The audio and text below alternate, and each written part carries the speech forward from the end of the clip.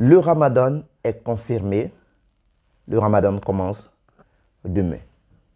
Qu'est-ce que l'on doit faire? A'udhu billahi minash shaitanir rajim. Bismillahir rahmanir rahim. Wassalatu wassalamu ala ashrafi khalqillah Sayyidina Muhammad sallallahu alayhi wa sallam.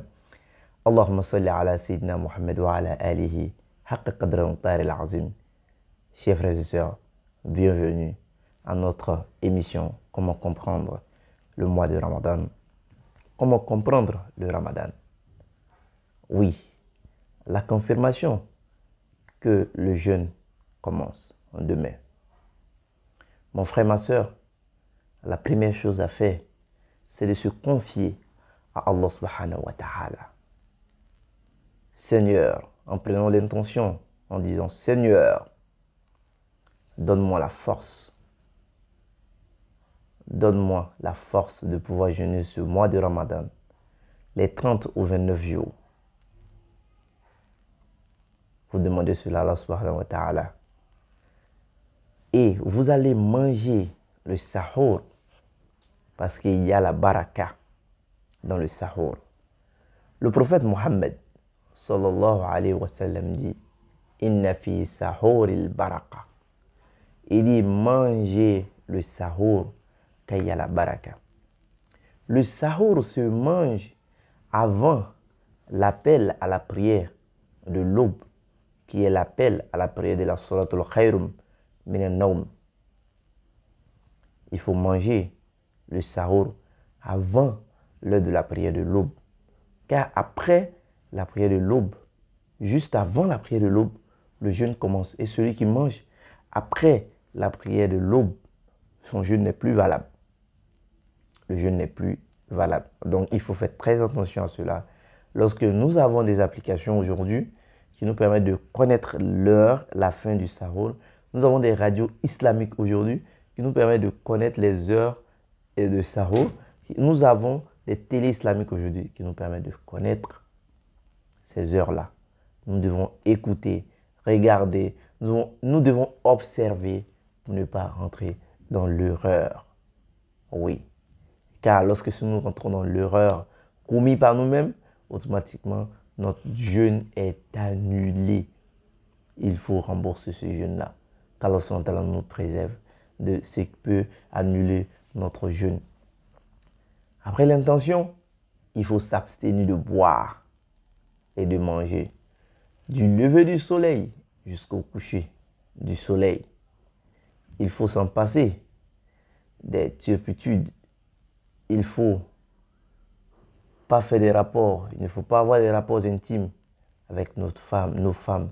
Il ne faut pas dire des paroles qui déplaisent à Allah subhanahu wa ta'ala. Nous ne devons pas être, c'est-à-dire dans l'égoïsme. Nous ne devons pas être nerveux parce que nous sommes en jeûne. Lorsque quelqu'un nous parle, lorsque nous sommes en jeûne, nous déversons notre colère sur la personne. Automatiquement, nous finissons les valeurs que notre jeûne a, les mérites que le jeûne a. Et puis, il ne faut pas oublier que le jeûne, c'est Allah subhanahu wa ta'ala qui récompense le jeûneur. Allah subhanahu wa ta'ala nous récompense. Au coucher du soleil, nous allons rompre le jeûne. Il faut rompre le jeûne au coucher du soleil. Il ne faut pas laisser, il ne faut pas rester en jeûne jusqu'à n'importe quelle heure pour se dire 22h, 23h. Si le soleil se couche chez toi à 23h, tu rompes le jeûne à 23h.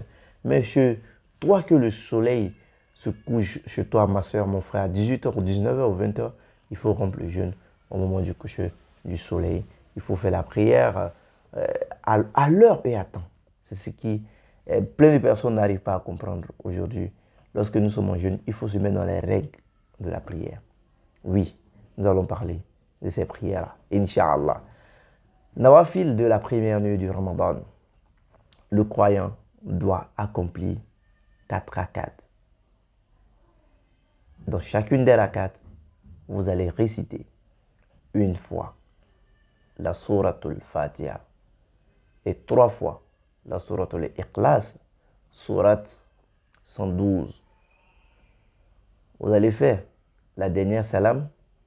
Cette prière a 2 salams. Vous allez faire la dernière salam. Vous allez faire Astaghfirullah 100 fois. Voilà. Si vous ne pouvez pas faire 100 fois, si vous voyez que 100 fois est trop beaucoup, vous pouvez faire astaghfirullah 10 fois.